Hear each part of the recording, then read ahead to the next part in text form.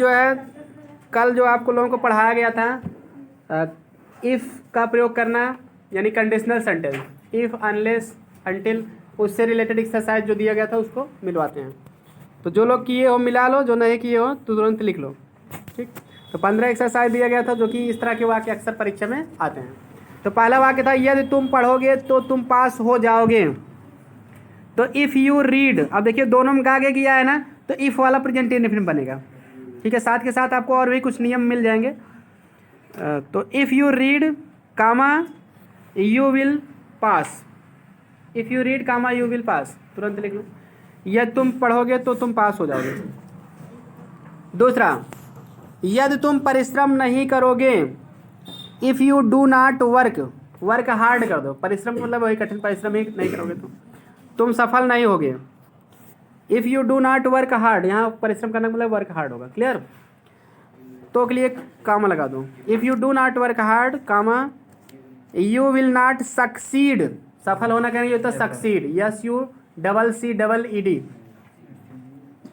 Yes U double C double E D, if you do not work hard you will not succeed. Unless, हाँ बिल्कुल कर सकती हो, unless you work hard comma you will not succeed, तब भी सही है। क्लियर, अनलेस करोगे तो वही नॉट नहीं लगेगा, बाकी सब कुछ वही रहेगा, क्योंकि अनलेस में नॉट रहता है तब डू नॉट भी नहीं लगेगा। Clear, unless you work hard ऐसे कर दो कामा यू विल नॉट सक्सीड।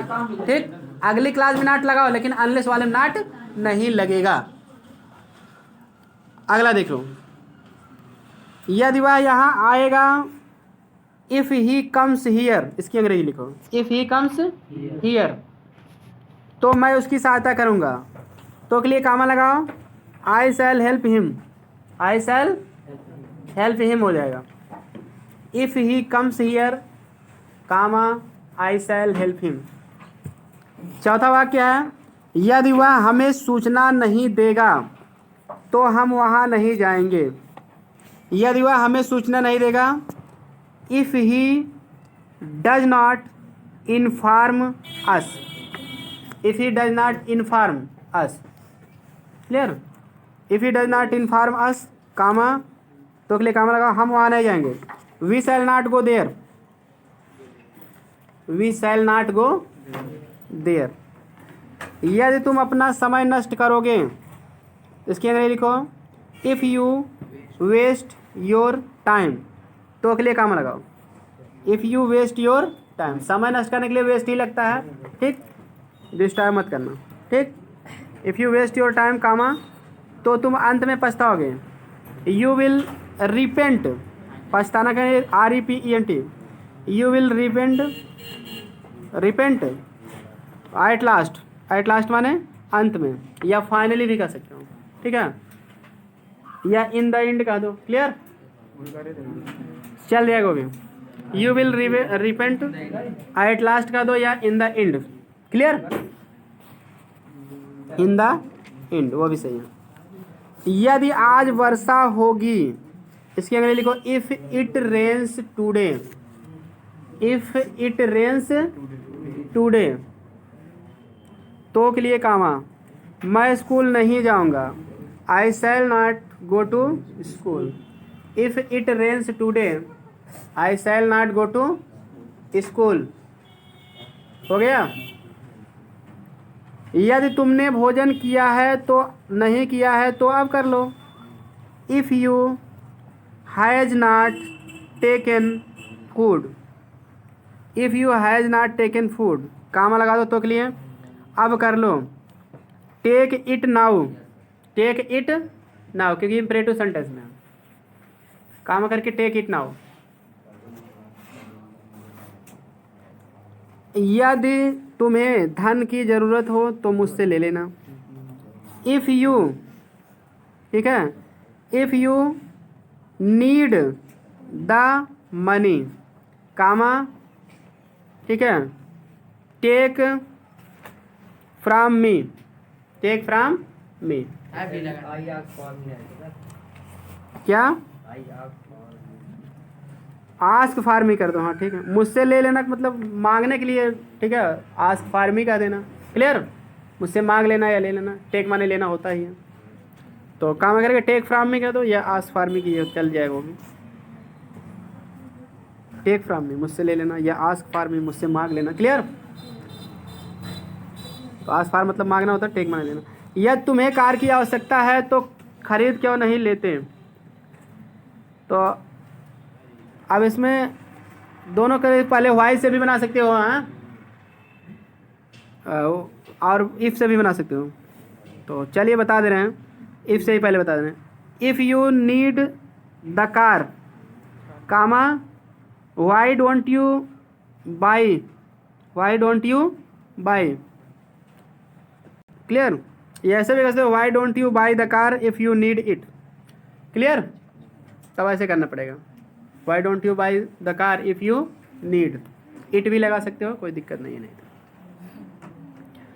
या शुरू से कह दो, if you need the car Y don't you by, by के बाद इट लगाना चाहो तो लगा भी सकते हो, क्योंकि कार के लिए इट उसमें छिपा है। ठीक है, ना लगाओ कोई दिक्कत नहीं, लगाना चाहो लगा भी सकते हो। वाई डोंट यू बाई, तुम खरीद क्यों ना, मतलब इसे ही तो खरीदोगे, कार के लिए इट लगा सकते हो, क्योंकि क्लियर है। अगला, यदि वह बीमार है तो उसे दवा ले लेनी चाहिए।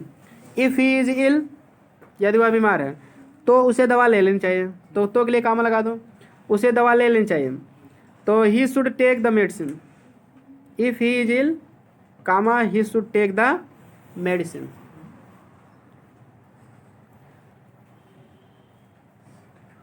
ही शुड टेक द मेडिसिन।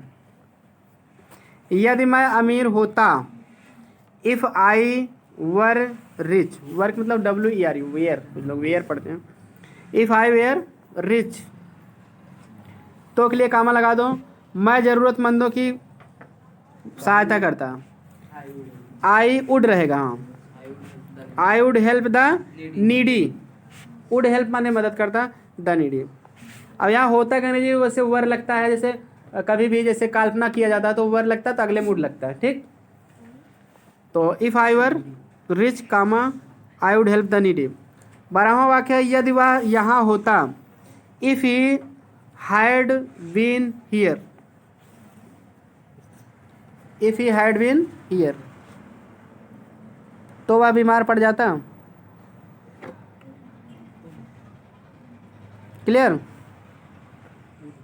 ही कामा कर दो तो clear, he would have been fallen ill, he would have been fallen ill, he would have been fallen ill। देखिए या तो वुड के साथ वर के साथ वुड लगाया जाता तो ये तो मतलब हैड साथ थर्ड फॉर्म लगाया जाता तो उधर वुड हैव के साथ थर्ड फॉर्म लगाया जाता, ताते ती आता। तो क्लियर? पूरी तरह से काल्पनिक है तो वर लगता नहीं तो had plus third form. If he had, हाँ 12वां वाक्य ना, यदि वह यहाँ होता, if he had been here, had been here मतलब यहाँ होता, बीन माने होना, हैड साथ थर्ड फॉर्म बीन होगा, तो के लिए कामा लगाओ, वह बीमार पड़ जाता, मतलब he would have been, he would have खा लेंगे, he would have fallen ill, he would have fallen ill, third form लगेगा, फेल फाल fallen, तो वह बीमार पड़ जाता, मतलब हैड के साथ थर्ड फॉर्म लगेगा तो उधर would have के साथ थर्ड फॉर्म लगेगा। ठीक,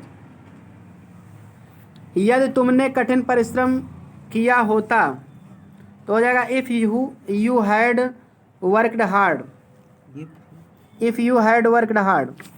जैसे तातेती दोनों मारा है ना, होता नहीं आ रहा है, तातेती है आ रहा है, मतलब काल्पनिक नहीं है। ठीक, तो कोई बीती बात बताया जा रहा, तो उसमें हैड प्लस थर्ड फॉर्म पहले क्लास में आता है इफ वाले में, और उधर वुड हैव के साथ थर्ड फॉर्म आता है। Clear?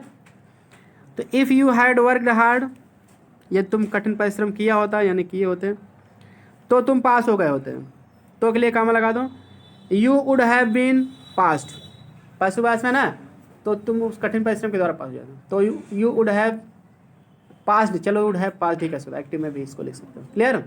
You would have past, तो तुम पास हो गए होते। क्लियर? यदि पुलिस समय पर आ गई होती, if the police had come on time, if the police had come on time, तो डकैत भाग ना पाते। तो के लिए कामा लगा दो, डकैत, डकैत को डकैत ही लिख दो, स्पेलिंग लिख लो DACOITS। ठीक है, DACOITS। तो डकैत भाग ना पाते, तो would not have run away, would not have run away, run away माने भाग जाना। जब तक हम परिश्रमी नहीं होंगे तब तक देश उन्नत नहीं करेगा। जब तक हम परिश्रमी नहीं होंगे तो तब तक देश, हाँ, अनटिल वी, ठीक है, अनटिल वी आर, परिश्रमिक अंग्रेजी लिख दो, हाँ, लेबोरियस, LABO, या वर्क हार्ड भी कर सकते हो, लेबोरियस ही कर दो, LABORIOUS, clear. Until we are laborious या हार्ड वर्किंग भी कर सकते हो, कोई दिक्कत नहीं है। डिलीजेंट माने भी परिश्रमी होता है, DILIGENT, clear. Until we are laborious, LABORIOUS, laborious का दो, हार्ड वर्किंग का दो, डिलीजेंट का दो, सब सही है, ठीक ना। GILIGENT या हार्ड वर्किंग, हाँ, अनटिल वी आर लेबोरियस कामा, तब के लिए कामा लगा दो, देश उन्नत नहीं करेगा। नॉट नहीं लगेगा इसमें, अनटिल लगा दिए तो अनटिल में नहीं का अर्थ रहता है, अनटिल और अनलेस के साथ नॉट नहीं लगता, बताया था कि ना कल। तब तक देश उन्नत नहीं करेगा, तो the country will not progress, the country will not progress. इसको आप ऐसे भी लिख सकते हो, the country will not progress unless, नहीं, अनटिल वी आर, हाँ, हार्ड वर्किंग, क्लियर, ऐसे भी कर सकते हो। तो बस ये थी आज की एक्सरसाइज, इसके बाद आपको कल आगे पढ़ाया जाएगा।